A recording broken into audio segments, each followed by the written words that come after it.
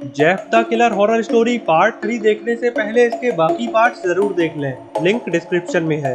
दोस्तों, हमने पिछली वीडियो में देखा था कि गुल्ली बुल्ली और शॉन जेफ द किलर से बचकर ट्रेन से कूद जाते हैं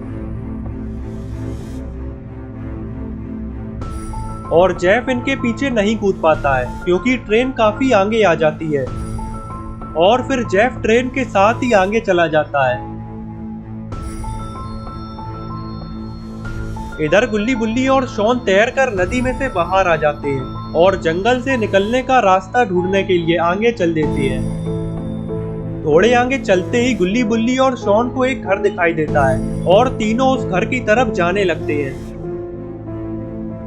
इधर जेफ द किलर ट्रेन से उतर जाता है और अपने ठिकाने की तरफ चल देता है। थोड़े आगे चलते ही जेफ एक जगह पर रुककर खड़ा हो जाता है और शायद ये ही जेफ का ठिकाना है और फिर जेफ अंदर जाने लगता है। अब आगे जेफ शटर खोलता है तो देखता है कि यहाँ पर जेसन बैठा हुआ है और बैठे बैठे जेसन अपने पुराने दिनों को याद कर रहा है जब गुल्ली बुल्ली ने जेसन को बाबा से बहुत पिटवाया था। तभी पीछे से जेफ अपना चाकू फेंककर इस आदमी की फोटो पर मारता है जिसका ये अभी खून करके आया है। ये देखते ही खूनी जेसन खड़ा हो जाता है और पीछे मुड़कर जेफ द किलर को देखता है और कहता है, तो क्या इसका मतलब मैं ये समझूं कि जो काम मैंने तुम्हें दिया था वो पूरा हो चुका है। जेफ कहता है, जेसन इस आदमी को तो मैंने मार दिया है लेकिन एक बहुत बड़ी गड़बड़ हो गई है। जेसन पूछता है, जेफ कैसी गड़बड़? मैं तो समझता था कि तुम अपना काम बहुत सफाई से करते हो, तो क्या अब तुमसे भी गलतियां होने लगी हैं? जेफ कहता है, और नहीं तो क्या जेसन, क्या गलतियां करने का ठेका सिर्फ तुमने ही ले रखा है? ये सुनते ही जेसन भड़क जाता है और जेफ से कहता है, जेफ अपनी हद पार मत करो और अब ये बताओ कि गड़बड़ क्या है। जेसन के पूछने पर जेफ बताता है कि मुझे खून करते हुए कुछ लोगों ने देख लिया है और वो वही लोग हैं जिनकी तस्वीर तुम पीछे लगाए हुए हो। ये सुनते ही जेसन खुश हो जाता है और कहता है, वाह जेफ, फिर तो तुमने उन्हें मार ही दिया होगा क्योंकि तुम तो अपने रास्ते में आने वाले हर इंसान को मार देते हो। जेफ कहता है, जेसन ज्यादा खुश होने की जरूरत नहीं है, तुम्हारा सारा काम बस बैठे बैठे ही नहीं हो जाएगा। बुरी खबर तो ये है कि वो तीनों मेरे हाथ से निकल गए हैं। ये सुनते ही जेसन को बहुत गुस्सा आ जाता है और जेसन फौरन अपना कुल्हाड़ा उठा लेता है और सोफे पर लात मारकर सोफा पलट देता है। ये देखकर जेफ द किलर जेसन से कहता है, जेसन अपना गुस्सा कहीं और जाकर निकालो, ये सामान तुम्हारे बाप का नहीं है, ये सब मैंने बहुत मेहनत से लूटा है। जेफ की इस बात पर जेसन जेफ से कहता है, जेफ अब तुम ज्यादा बोल रहे हो, कहीं ऐसा ना हो कि मेरा कुल्हाड़ा अभी तुम्हारे ऊपर ही चल जाए। तभी जेफ द किलर जोर जोर से हंसने लगता है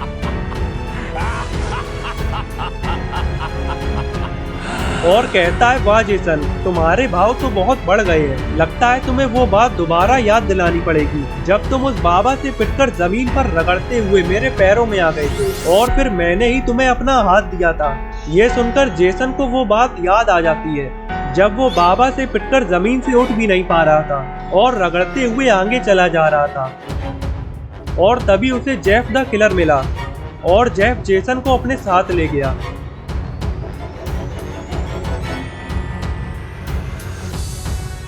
ये सब याद आते ही जेसन का गुस्सा ठंडा हो जाता है और जेसन कहता है, जेफ अब ये सारी बातें छोड़ो और मुझे ये बताओ कि ये चारों कहाँ पर हैं। मैं अभी जाकर इन चारों का काम तमाम कर देता हूँ।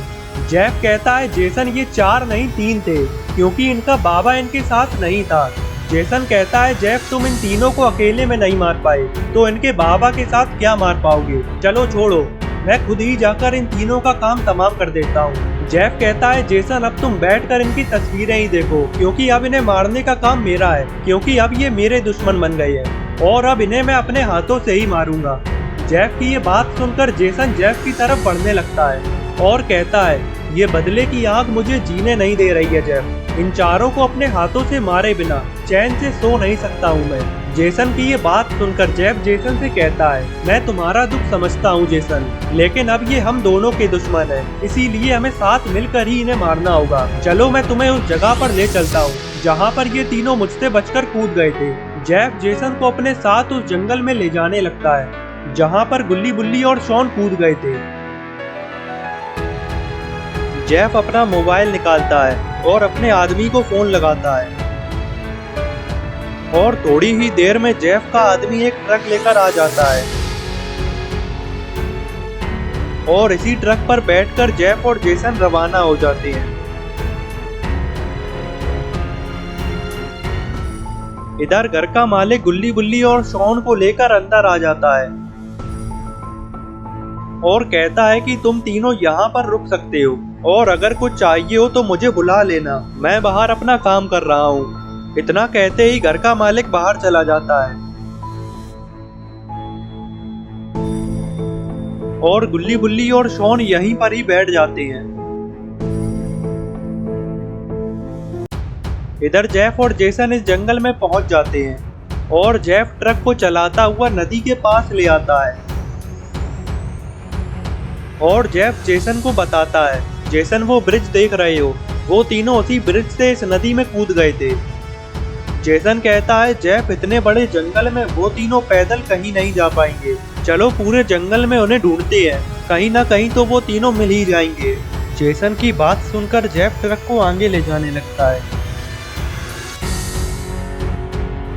थोड़े आगे चलते ही जेसन को वो घर दिखाई देता है। जेसन जेफ को बताता है और जेफ से उस घर के पास चलने को कहता है। जेसन की बात सुनकर जेफ फौरन ट्रक मोड़कर उस घर की तरफ ले जाने लगता है। इधर घर का मालिक अपना काम कर रहा था, तभी इसे पीछे से ट्रक आने की आवाज लगती है और ये फौरन पीछे मुड़कर देखता है। जेसन के हाथ में कुल्हाड़ा देखकर घर का मालिक बहुत डर जाता है और ये फौरन घर के अंदर की तरफ भागता है, लेकिन तभी जेसन अपना कुल्हाड़ा फेंक कर घर के दरवाजे पर मार देता है और चिल्लाकर इस घर के मालिक से कहता है, अगर एक कदम भी आगे बढ़ाया तो तुम अपनी जान से हाथ धो बैठोगे। जेसन की इस धमकी से घर का मालिक डर जाता है और पीछे मुड़कर जेफ और जेसन की तरफ देखने लगता है। अंदर गुल्ली बुल्ली और शॉन आराम से लेटे हुए थे, लेकिन बाहर इतनी हलचल सुनकर बुल्ली गुल्ली से कहता है, गुल्ली जरा खिड़की से बाहर देखो, आखिर बाहर कौन आया है।